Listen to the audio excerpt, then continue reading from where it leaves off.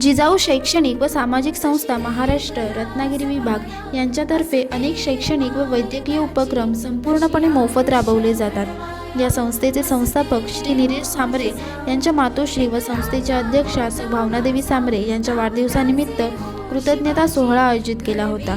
या संस्थेमध्ये शिकणाऱ्या विद्यार्थ्यांसाठी क्विज कॉम्पिटिशन घेण्यात आली, तसेच मुलींनी उत्तम असे भाषण सादर केले। संस्थेमध्ये शिकणाऱ्या महिलांसाठी खेळ पैठणीचा हा कार्यक्रम आयोजित करण्यात आला होता।